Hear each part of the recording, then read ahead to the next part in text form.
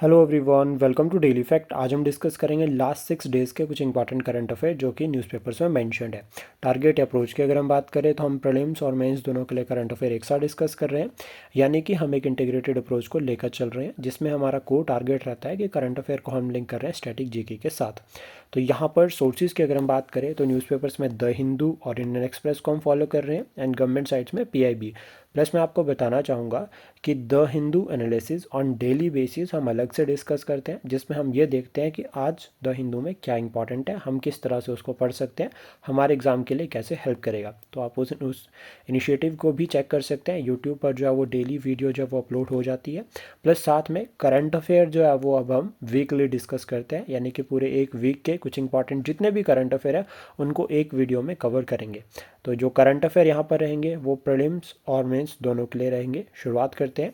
सबसे पहले हम डिस्कस करेंगे सुप्रीम कोर्ट की recent guidelines, recent directions related to the higher education institutions. अब रिसेंटली हुआ क्या है कि नंबर ऑफ़ सुसाइड के जो केसेस है ना, अगर हम बात करें तो वो बढ़ते जा रहे हैं। तो फिर उसको लेकर सुप्रीम कोर्ट ने जो है वो इशू किया है इंटर्म डायरेक्शंस। तो ये बहुत इंपॉर्टेंट है कि जो इंटरिम डायरेक्शंस इशू करी है ये क्यों इशू करी है और कितने केसेस है। तो ये हमारे लिए जो है वो डाटा रहेगा मेंस के लिए। पहला पॉइंट ये हो गया। सेकंड, उसके बाद देखो यहाँ पर अगर हम बात करें तो ये जो डायरेक्शंस इशू करी है, तो आप ये केस भी मेंस के लिए याद कर सकते हैं। तो यह Amit Kumar versus union of India case. अब यहाँ पर एक तो ये पॉइंट हो गया कि ये जो डायरेक्शन है इशूड इन दिस केस, और ये किसके ऊपर बेस्ड है, by the national task force constituted by the supreme court in 2025। तो डाटा देखते हैं सबसे पहले। तो यहाँ पर ये कहा जा रहा है कि हायर एजुकेशन इंस्टीट्यूशंस में स्पेशली अगर हम देखते हैं तो 15 से 29 साल के बच्चे जो है वो यहाँ पर रहते हैं। तो यहाँ पर ये कहा जा रहा है कि इनके बीच में सुसाइड के जो केसेस है वो सबसे ज़्यादा है। और इसमें भी ये कहा गया कि 2022 में अगर हम बात करें तो 13,000 जो है वो स्टूडेंट्स ने सुसाइड किया था। और यहाँ पर फिर देखो रेफरेंस में हम जो है वो एक ऑर्गेनाइजेशन का नाम भी लिख सकते हैं, एनसीआरबी, जो कि डाटा प्रोवाइड करता है रिलेटेड टू वेरियस क्राइम्स, या फिर अगर हम बात करें सुसाइड से रिलेटेड केसेस होते हैं। और प्लस साथ में इन्होंने यहाँ पर ये भी कहा, जो सुप्रीम कोर्ट ने की पॉइंट हाईलाइट किया, इन्होंने कहा है कि जो पब्लिक प्राइवेट जो ये पार्टनरशिप है, देर इज़ नो डाउट कि इसको लेकर जो है वो हम कह सकते हैं कि जो हमारे यहाँ पर हायर एजुकेशन इंस्टीट्यूशंस हैं उनका एक्सपेंशन हुआ है। और हम ग्लोबली जो है वो स्टूडेंट एनरोलमेंट में अगर हम बात करते हैं तो दूसरे नंबर पर है। बट लेकिन यहाँ पर हमारे पास स्ट्रक्चरल और सोशल इनक्वालिटीज़ भी साथ में इमर्ज हुई है, जो कि कहीं ना कहीं एक तरह से फिर सुसाइड्स के लिए जो है वो फर्दर जो है वो कंट्रीब्यूशन करती है। मतलब ये एक जो है वो नेगेटिव इम्पैक्ट हम देख सकते हैं, या फिर हम ये भी कह सकते हैं कि ये हमारे लिए क्या है, कंसर्न है। तो इसको एड्रेस करना मतलब बहुत ज़्यादा ज़रूरी। फिर इसके बाद यहाँ पर इन्होंने कहा कि क्यों जो है वो नंबर ऑफ़ सुसाइड्स अगर हम कह रहे हैं वो इंक्रीज़ हो रहे हैं। तो ये एज़ पर एनएफटी है, यानी कि नेशनल टास्क फोर्स। तो आप इसको रेफरेंस में लिख सकते हैं मेंस में भी। अब यहाँ पर देखो सबसे पहले क्या कहा जा रहा है कि शॉर्टेज ऑफ फैकल्टी। पहला पॉइंट ये हो गया, एडमिनिस्ट्रेटिव स्टाफ प्रॉपर नहीं है, ठीक है। जो लीडरशिप पोजीशंस है across the higher education institutions, तो वहाँ पर भी कंसर्न्स जो है वो देखे जा रहे हैं। तो इसको लेकर फिर यहाँ पर अगर हम बात करें तो क्या कहा जा रहा है कि इन सभी की वजह से जो इंस्टीट्यूशनल जो गवर्नेंस है वो कमज़ोर होती जा रही है। प्लस साथ में जो ग्रीवेंस रिड्रेशल है उसमें भी डिले होगा कि अगर एडमिनिस्ट्रेटिव स्टाफ नहीं है, फॉर एग्जांपल कि किसी ने जो है वो रिफंड के लिए डिमांड किया, अब जब स्टाफ नहीं है तो रिफ़ंड टाइम पर नहीं होगा। तो ये भी एक जो है समस्या बनती जा रही है। तो फिर से इससे क्या हो रहा है कि जो मतलब लाइक कि जो सुसाइड्स नंबर ऑफ़ केसेस है वो भी बढ़ रहे हैं। प्लस साथ में जैसे एंटी रैगिंग की अगर हम बात करें, सॉरी रैगिंग अगर हम बात करें, या कास्ट बेस्ड डिस्क्रिमिनेशन हो गया, तो ये भी समस्याएं जो है वो बनती जा रही है और इनकी वजह से भी नंबर ऑफ़ सुसाइड इंक्रीज़ हो रहे हैं। तो ये भी चैलेंज है। इवन ट्राइबल स्टूडेंट्स में रैगिंग को लेकर काफ़ी जो है वो कंसर्न जो है वो देखे जाते हैं। देन उसके बाद पुअर इंस्टीट्यूशनल रिस्पॉन्सिबिलिटी। जैसे अगर हम बात करें कि जो हायर एजुकेशन इंस्टीट्यूशंस है, ठीक है, टू अवॉइड इंडिविजुअलाइजिंग ब्लेमिंग, ठीक है, ब्लेम खुद का नहीं करते लेकिन वो एक तरह से जो है वो पर्सनल शॉर्टकमिंग की तरफ देखते हैं, तो एट्रीब्यूट कर रहे हैं दैम टू पर्सनल शॉर्टकमिंग। उसका फाइनेंशियल स्ट्रेस एक सबसे बड़ा कारण ये भी बन सकता है, जो कि अगर हम बात करते हैं स्कॉलरशिप को लेकर, पहले गवर्नमेंट डायरेक्ट स्कॉलरशिप प्रोवाइड करती थी, बट लेकिन अभी स्कॉलरशिप को भी फाइनेंस किया जा रहा है। तो मतलब एजुकेशन को एक तरह से फाइनेंस किया जा रहा है। अब लोन जो बर्डन है वो भी एक समस्या जो है वो बनती जा रही है। और अगर कोई स्टूडेंट जैसे फॉर एग्जांपल कि हायर एजुकेशन के लिए फॉर एग्जांपल बीटेक के लिए अगर वो लोन लेता है तो तकरीबन 8 लाख का लोन वो अगर बना लेता है, जस्ट एक मिनिमम है फॉर एग्जांपल। उसके बाद उसको पे करना है वो 8 साल के बाद, अगर उसको जॉब अच्छी नहीं मिली तो फिर ये और भी एक सबसे बड़ी जो वो समस्या जो है वो बन सकती है। देन उसके बाद यहाँ पर आपको ध्यान रखना है कि स्कैटर्ड फ्रेमवर्क या जो वीक एनफोर्समेंट है वो भी एक जो है वो कंसर्न है। स्पेशली जैसे हम बात करते हैं जैसे यूजीसी गाइडलाइंस को प्रॉपर फॉलो नहीं किया जा रहा, न्यू एजुकेशन पॉलिसी की प्रॉपर इम्प्लीमेंटेशन नहीं है, तो ये सभी जो है वो आगे फर्दर जो है वो सुसाइड्स को बढ़ा रहे हैं। देन उसके बाद जो डायरेक्शंस दिया सुप्रीम कोर्ट ने उसमें अगर हम बात करें तो सबसे पहले तो डाटा कलेक्शन की बात किया कि स्टूडेंट सुसाइड्स जो हो रहे हैं इनसे रिलेटेड डाटा कलेक्ट किया जाए प्रॉपर पूरा सेंट्रली मैनेज्ड, यानी कि या फिर सेंट्रली मैनेज्ड या मेंटेन्ड। मतलब क्या है कि जो डाटा कलेक्शन रहेगी रिलेटेड टू सुसाइड्स, क्योंकि जब हमारे पास एग्जैक्ट डाटा होगा, हमें पता होगा रिपोर्ट मतलब क्यों सुसाइड्स हो रहे हैं, तो फिर उससे रिलेटेड पॉलिसी फ्रेमवर्क बनाया जा सकता है। देन उसका फैकल्टी शॉर्टेज के जो इशू है, एडमिनिस्ट्रेटिव जो स्टाफ है उसको लेकर जो चैलेंजेस है हमें वो भी जो है वो साथ के साथ में सॉल्व करने पड़ेंगे। प्लस साथ में रैगिंग्स रिलेटेड हो गया या जो कास्ट डिस्क्रिमिनेशन है, इन सभी को भी एलिमिनेट हमें करना पड़ेगा। फिर इसको लेकर जो है वो काउंसलिंग एक बेहतर ऑप्शन हो सकता है।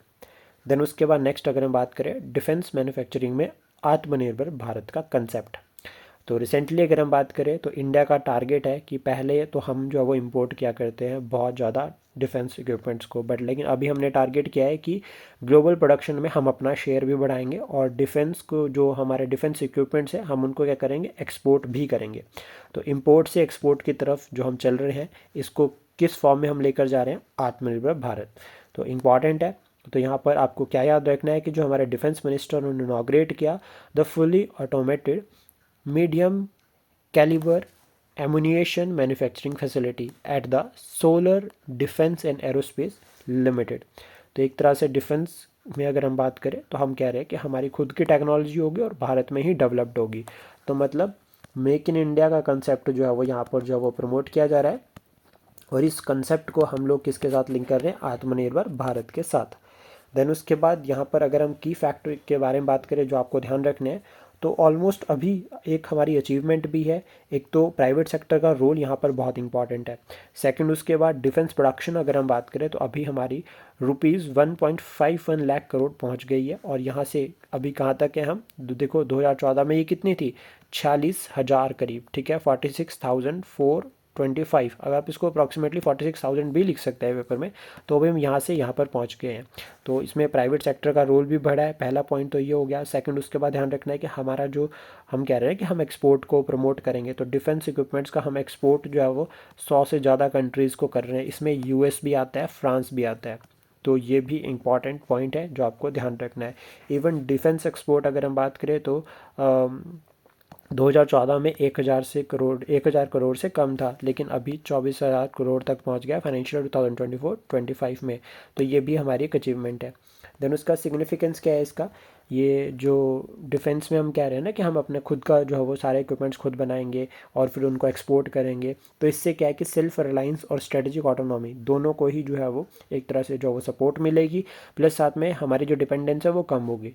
तो अगर किसी फॉरेन कंट्री पर हमारी डिपेंडेंस कम है तो दैट मीन्स यहाँ से हमें पता चलता है कि हम अपने डिसीजंस फुली सॉवरन वे में ले सकते हैं, और एक तरह से फिर यहाँ पर नेशनल जो इंटरेस्ट है वही प्रमोट होंगे।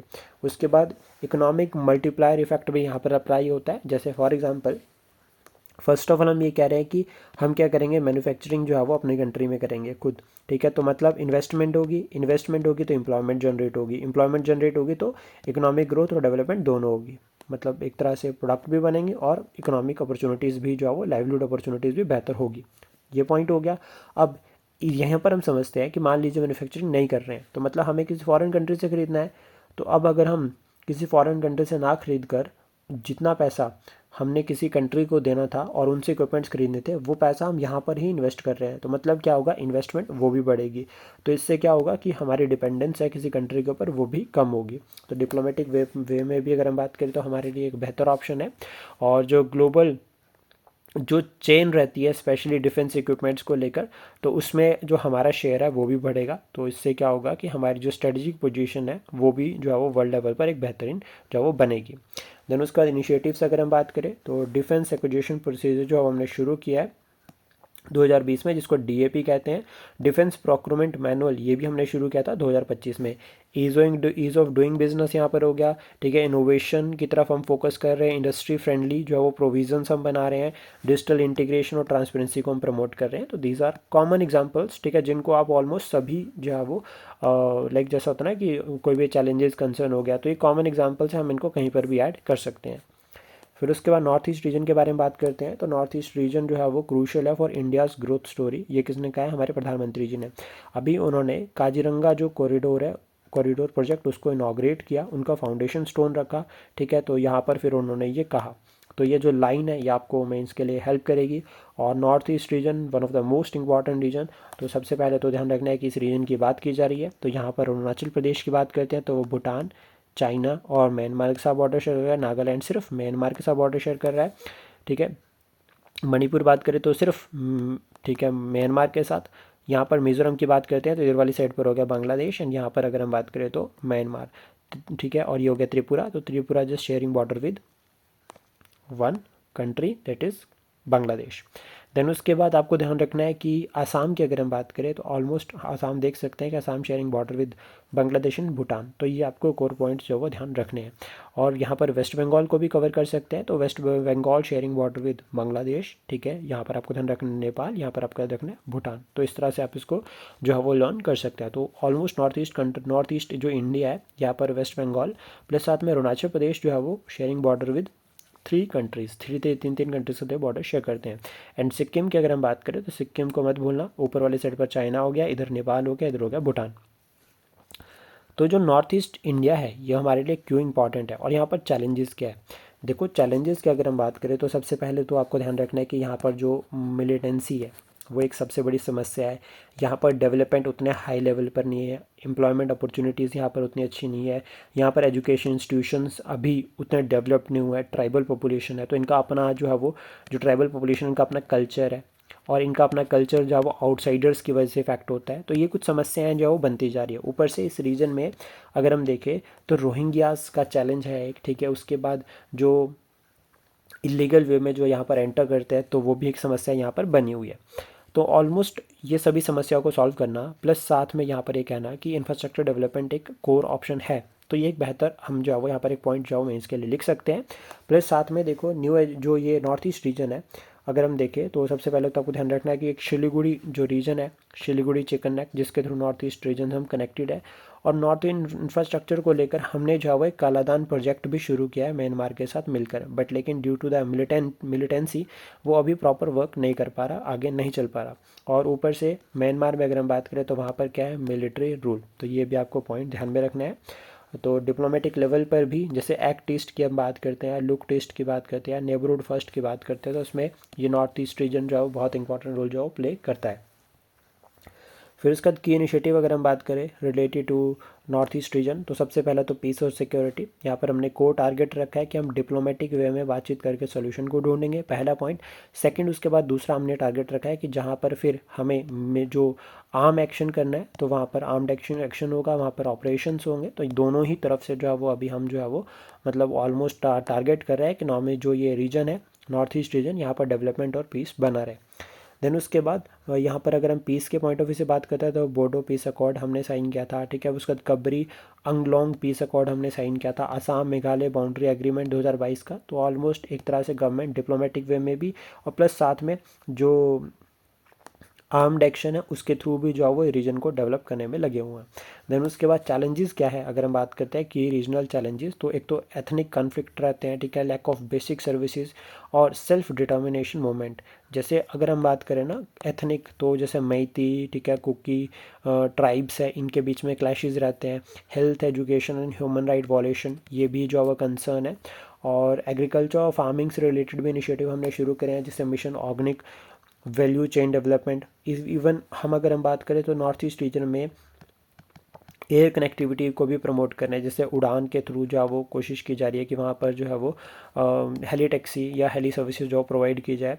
सोशल कल्चरल डेवलपमेंट की तरफ भी फोकस किया जा रहा है, जिसमें north east district SDG index जो है वो नीति आयोग रिलीज़ करता है। इवन अगर हम बात करें तो Eklavya model school tribal students के लिए, तो आप ये भी वहाँ पर लिंक कर सकते हैं। इवन जैसे काजीरंगा नेशनल पार्क हो गया या अदर जो भी होगा, तो वहाँ पर हम क्या कह रहे हैं कि कम्युनिटी को भी एंगेज कर रहे हैं इकोनॉमिक डेवलपमेंट के लिए भी और एनवायरनमेंट कंजर्वेशन के लिए भी। फिर नेक्स्ट अगर हम बात करें तो second range wider estimation of riverine and estuarine dolphins launched under the project dolphin. तो यहाँ से हमारे लिए कौन कौन से टॉपिक इंपॉर्टेंट हो गए। सबसे पहले तो देखो प्रोजेक्ट डॉल्फिन के बारे में आपको ध्यान रखना है। तो प्रोजेक्ट डॉल्फिन हमने जो है वो 15 अगस्त 2020 को लॉन्च किया था। सिंपल सा क्लियर सा है कि आपको डायरेक्ट जो है वो ये ईयर याद होना चाहिए। अब यहाँ पर एस्टिमेशन अगर हम बात करें तो प्रीवियस जो नेशन वाइड एस्टिमेशन था वो 2021 से 2023 के बीच में था, जिसमें ये कहा था कि लगभग 6327 जो है वो रिवर एंड डॉल्फिन भारत में है। ठीक है, अभी यहाँ पर अगर हम बात करें तो इरावदी डॉल्फिन की नई स्पीशीज़ भी देखी गई है और एक पिंक स्पीशीज़ जो है वो डॉल्फिन की यहाँ पर देखी गई है, जो कि one of the most attractive point यहाँ पर है। ये पॉइंट ध्यान रखना आपको। और जो ये प्रोजेक्ट डॉल्फिन है 2020 में लॉन्च किया था, ये एक सेंट्रली स्पॉन्सर प्रोजेक्ट है और यहाँ पर जो मेन जो ऑब्जेक्टिव है वो यही है कि कंजर्व करना है both marine and riverine dolphin को। ठीक है, अलॉन्ग विद एसोसिएटेड आपको ध्यान रखना है कि जो हैबिटेट प्रोटेक्शन प्रोवाइड करनी है, प्लस साथ में साइंटिफिक रिसर्च एंड कम्युनिटी जो अवेयरनेस है उसको भी यहाँ पर जो प्रमोट करना है। तो ये इंपॉर्टेंट है, आपको ध्यान रखना। की इनिशिएटिव अगर हम बात करें डॉल्फिन कंजर्वेशन को लेकर तो विक्रमशिला गैंगटिक डॉल्फिन सेंचुरी ये जो है वो बिहार में है। ठीक है, बहुत इंपॉर्टेंट है। चंबल रिवर कंजर्वेशन जोन, ठीक है, ये इसको डेजिग्नेट किया गया है dolphin conservation zone. And others अगर हम बात करें तो रिकन्स्ट्रक्शन ऑफ प्रोजेक्ट डॉल्फिन जो आप ये हम देख सकते हैं एक तरह से 2020 में जो शुरू किया, और appointment of dolphin and व्हेलिंग commissioners. ठीक है, satellite tagging of Ganga river dolphins, तो ये भी इंपॉर्टेंट पॉइंट है जो ध्यान रखना है। टाइप्स ऑफ डॉल्फिन की बात करें तो गंगा रिवर डॉल्फिन जिसका आयुसन जिसको सीसू भी कहा जाता है, ये एंडेमिक है और ये इंडिया का नेशनल एक्वेटिक एनिमल है, ये आपको पॉइंट याद रखना है। IUCN स्टेटस अगर हम बात करें तो दैट इज़ एंडेंजर्ड, और वाइल्ड लाइफ प्रोटेक्शन एक्ट 1972 में अगर हम बात करें तो शेड्यूल 1 में इसको रखा गया है। तो डॉल्फिन का IUCN स्टेटस क्या हो गया, एंडेंजर्ड। अब ये IUCN की यहाँ पे बात कर लेते हैं। IUCN International Union for Conservation of Nature, ये 1948 में बनाई गई है और एनवायरनमेंट से related one of the oldest organisation है। इंडस रिवर डॉल्फिन की अगर हम बात करें तो इंडस जो रिवर और उसकी जो ट्रिब्यूटरीज है उसमें ये मिलती है, और ब्यास रिवर में जो भारत में ये मिलती है। अब इसको ना भूलन भी कहा जाता है और ये पंजाब का स्टेट एक्वाटिक एनिमल है, तो ये भी एक इंटरेस्टिंग पॉइंट जो आपको ध्यान रखना है। ये भी एंडेंजर्ड स्टेटस में है और वाइल्ड लाइफ प्रोटेक्शन 1972 में शेड्यूल 1 में इसको रखा गया है। इरावदी डॉल्फिन की अगर हम बात करें तो ये मरीन ब्रैकिश वाटर और फ्रेश वाटर है उसमें पाई जाती है। और अगर हम बात करें ये स्लो स्विमर्स होते हैं, जिसकी वजह से एक यूनिक जो है वो इनका एक फीचर है कि ये क्या है, स्लो स्विमर्स है, और इनका भी आयुसन स्टेटस जो है वो क्या है, एंडेंजर्ड है। देन चिले की बात करते हैं। ठीक है, जो कि रिसेंटली न्यूज़ में क्यों है, due to the wildfires. तो वॉलेंट वाइल्ड फायर्स की वजह से अगर हम बात करें तो साउदर्न जो चिले है ऑलमोस्ट वहाँ पर जो है वो देख सकते हैं कि 20,000 जो पीपल है, लोगों को यहाँ पर जो है इवैक्यूएट किया गया। जो चिले है इसकी कैपिटल आपको याद रखनी है, दैट इज़ सेंटियागो। ठीक है, और ये कंट्री इसलिए इंपॉर्टेंट है क्योंकि यहाँ पर एक one of the famous mountain range है जिसका नाम जो है वो आपको हमें कमेंट बॉक्स में बताना है। देन पॉलिटिकल फीचर्स अगर हम बात करें तो इसका लॉन्ग नैरो स्ट्रेच है, इस तरह से अगर हम बात करें साउथ अमेरिका में, और मैक्सिमम विड्थ अगर हम देखते हैं तो इसकी है 110 माइल। ठीक है, कंट्री जो चिले है ये किसके साथ बॉर्डर शेयर कर रही है, तो ऑलमोस्ट आप देख सकते हैं पेरू, बोलीविया, अर्जेंटीना, और पैसिफिक ओशन जो है वो यहाँ पर अगर हम बात करें वेस्ट में हो गया, और यहाँ पर अगर हम बात करें स्टिप पर आप लिंक कर सकते हैं तो नीचे वाली side almost Antarctic region. Then उसके बाद जोग्राफिकल फीचर्स, तो यहाँ पर ये माउंटेन रेंज जो नॉर्थ से साउथ है दैट इज़ एंडीज़, और एंडीज़ का एक्सटेंशन कौन कौन सी कंट्रीज़ में है, इस तरह से भी क्वेश्चन एग्जाम में बन सकता है। देन उसके बाद आपको ध्यान रखना है कि डेजर्ट यहाँ पर क्या है, अटाकामा डेजर्ट है, और लॉन्गेस्ट रिवर अगर हम बात करें तो उसका नाम है लोए, और ये रिवर जो है वो एंडीज से राइज करती है। और ये ना जो चिले है it is part of lithium triangle, ये क्वेश्चन बनता है ABC करके। ABC क्या है, लिथियम ट्रायंगल है, तो यहाँ पर आपको ध्यान रखना है अर्जेंटीना, B से बोलीविया और C से चिले। इंपॉर्टेंट बहुत ज़्यादा, और लिथियम को लेकर हम जो है वो लगातार चिले, बोलीविया और अर्जेंटीना तीनों के साथ जो है वो काम कर रहे हैं। हाईएस्ट पीक आपको ध्यान रखना है यहाँ पर, तो ओजस डा सालादो, तो ये क्या है, हाईएस्ट पीक है। देन उसका सेंट्रल इंफॉर्मेशन कमीशन की बात करते हैं, तो अभी रिसेंटली सीआईसी ने ये कहा है कि advocates can not use RTA act to obtain case details for client, तो ये भी इंपॉर्टेंट पॉइंट रहेगा। तो सीआईसी की अगर हम बात करें तो ये एक स्टेटरी बॉडी है जिसको बनाया गया है राइट टू इन्फॉर्मेशन एक्ट 2005। अब यहाँ पर बात आती है स्टेटरी बॉडीज़ की, तो ये वो बॉडीज़ होती है जिनका बैकअप जो है वो, जिनको एक कानून के अंदर जो है वो बनाया जाता है। कॉन्स्टिट्यूशनल बॉडीज़ क्या होती है, जिनका एक आर्टिकल जो है वो संविधान में रहता है। जैसे हम बात करते हैं आर्टिकल 280 फाइनेंस कमीशन, तो ये कॉन्स्टिट्यूशनल बॉडी होगी। नॉन स्टेटरी बॉडी वो बॉडी होगी जो एग्जीक्यूटिव एक्शन के थ्रू बन रही है, जैसे कि नीति आयोग। तो ये आपको सिंपल इस तरह से ध्यान रखना है। तो फंक्शंस अगर हम बात करें तो आज जो ये सेंट्रल इंफॉर्मेशन कमीशन है, इसका मेन काम क्या रहता है, रिसीव करते हैं, इंक्वायर करते हैं into the complaints from any citizens regarding the RT act etcetera. Then उसके बाद यहाँ पर मेंबर्स आपको ध्यान रखना है कि 1 चीफ कमिश्नर होगा, ठीक है, जिसको हम सीआईसी कहते हैं, और 10 से ज़्यादा इंफॉर्मेशन कमीशन नहीं होंगे, ठीक है। अपॉइंटमेंट अगर हम बात करें तो प्रेसिडेंट ऑफ इंडिया करते हैं, और यहाँ पर एक कमेटी होती है जो रिकमेंड करते हैं नेम सीआईसी का। तो यहाँ पर प्रधानमंत्री उसके चेयरमैन होते हैं, लीडर ऑफ अपोजिशन होते हैं लोकसभा, और यूनियन कैबिनेट मिनिस्टर होते हैं जिनको नॉमिनेट करता है प्रधानमंत्री जी। तो ये भी आपको सिंपल सा ध्यान रखना है। देन उसका होप आइलैंड और कोरेंगा वाइल्ड लाइफ सेंचुरी के बारे में बात करते हैं, तो दोनों ही कहाँ पर है, आंध्र प्रदेश में। सिंपल ध्यान रखना। होप आइलैंड की अगर हम बात करें तो ये यंग आइलैंड है जिसका स्ट्रेच ऑलमोस्ट आपको 16 किलोमीटर देखने को मिलेगा। और ये कहाँ पर है, ऑलमोस्ट हम कह सकते हैं कि ये जो आइलैंड है ये एक तरह से जो है वो गोदावरी डेल्टा रीजन में बनता है। पहला पॉइंट ये हो गया। और आपको एक और इंटरेस्टिंग पॉइंट यहाँ पे याद रखना है related to Coringa wild life sanctuary. तो ये ईस्ट गोदावरी डिस्ट्रिक्ट में है आंध्र प्रदेश की, और एक कॉन्फ्रेंस पर बन रही है गोदावरी रिवर की इन बे ऑफ बंगाल। तो बे ऑफ बंगाल में जब गोदावरी नदी मिलती है तो वहाँ पर जो है वो ये वाली वाइल्ड लाइफ सेंचुरी बनती है। ये जो वाइल्ड लाइफ सेंचुरी है कोरेंगा वाइल्ड लाइफ सेंचुरी, यहाँ पर जो है वो मैंग्रोव्स आपको देखने को मिलते हैं, और आंध्र प्रदेश ने इसको डिक्लेयर किया था 1978 में as an wild life sanctuary. अगर हम एनसीईआरटी का डाटा उठाते हैं तो आपको ध्यान रखना है कि जो सबसे बड़ी कोस्ट लाइन है वो गुजरात के पास है, और दूसरे नंबर पर अगर हम बात करें तो वो आता है आंध्र प्रदेश। तो ये भी आपको सिंपल से पॉइंट ध्यान रखने हैं। देन उसके बाद नेक्स्ट अगर हम बात करें तो बुगुरम्बा डांस, ये जो बुगुरम्बा डांस है अगर हम बात करें तो ये डांस जो है वो एक तरह से रिच हेरिटेज को दिखाता है north east reason specially Assam. तो बोडो कम्युनिटी जो है वो ये डांस परफॉर्म करता है, और हमारे तो प्रधानमंत्री जी जब असम गए थे तो वहाँ पर जो है वो कम्युनिटी ने जो है वो डांस परफॉर्म किया था।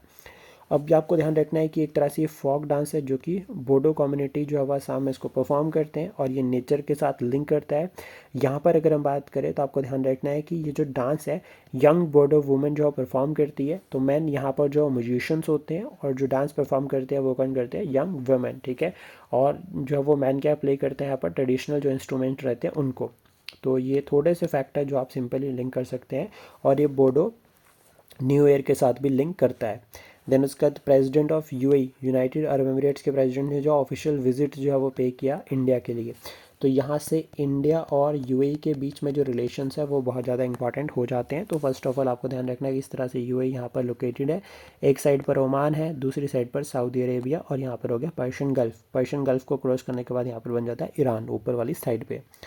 तो स्ट्रेटजिक अनाउंसमेंट अगर हम बात करते हैं यहाँ पर, तो सबसे पहले तो आपको ध्यान रखना है कि ऑलमोस्ट टारगेट किया है कि बायलेटरल जो ट्रेड है उसको डबल करेंगे, ठीक है, ओवर $200 200 बिलियन बाय 2032। तो ये एक नया टारगेट हो गया हमारा। देन उसके बाद यहाँ पर जो है वो दोनों ही कंट्रीज जो फोकस कर रही है कि वो प्रमोट करेंगे न्यू मार्केट को through initiatives like Bharat mart, ठीक है, visual trade corridor, Bharat Africa Setu, इस तरह के इनिशिएटिव हमें देखने को मिलेंगे, and these are very very important specially for the mains.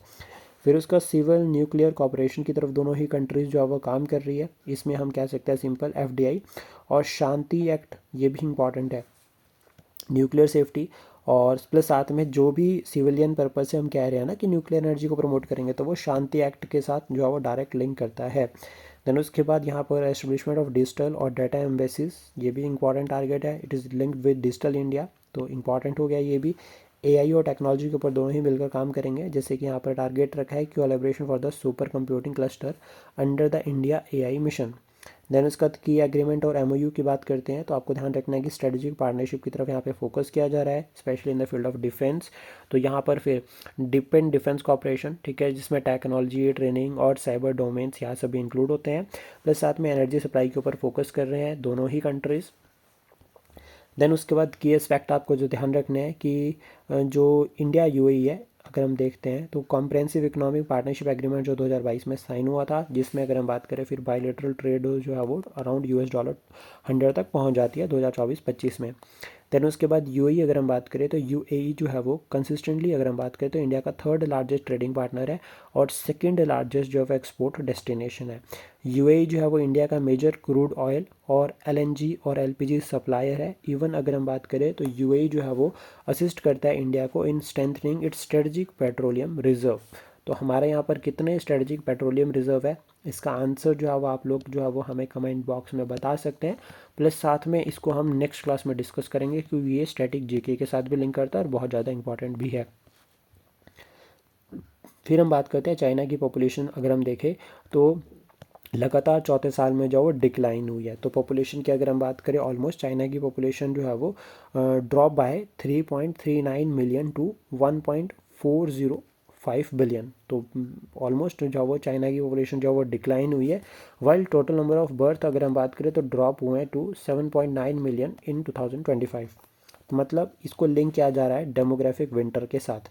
और ये टर्म जो है वो एचएस में भी पेपर में पूछी गई है कि डेमोग्राफिक विंटर होती क्या है। तो ऑलमोस्ट अगर हम बात करें जो आपको टर्म ये याद रखनी है तो आपको क्लियरली अपने माइंड में रखना है कि it describe as a demographic phase, ठीक है, जो कि करेक्टराइज्ड है by the persistent and structural decline in population growth. मतलब क्या है, जैसे फर्टिलिटी रेट 2.1 था ना, तो उसके बाद वो कम हो गया, सिंपल। बर्थ रेट अब क्या हो गया, कम हो गया। तो फिर यहाँ पर हम सिंपल कह सकते हैं कि बर्थ रेट कम हो गया लेकिन जो ओल्ड एज पॉपुलेशन है वो बढ़ रही है। तो ये भी एक समस्या जो है वो बनती जा रही है। तो यहाँ पर क्या कहा जा रहा है, श्रिंकिंग एजिंग पॉपुलेशन, ठीक है, narrowing base of young people and wider top of older adults. तो मतलब लाइक 60 साल 50 साल के लोग यहाँ पर ज़्यादा हो रहे हैं, यंगस्टर्स जो है वो कम देखे जा रहे हैं, मतलब यंग बर्थ। देन उसका रीजंस क्या है डेमोग्राफिक विंटर के, तो सबसे पहले डिले माइलस्टोन हो गया, अर्बनाइजेशन हो गई, ठीक है, सोशल एंड कल्चरल शिफ्ट आपको देखिए यहाँ पर जो है वो देखने को मिल रहे हैं, एक्सेस टू फैमिली प्लानिंग और लिगेसी पॉलिसी। जैसे चाइना ने जो है वो एक पॉलिसी अनाउंस की थी like one child policy in China, तो इसकी वजह से भी जो है वो ये फेज़ जो है वो देखी जा रही है।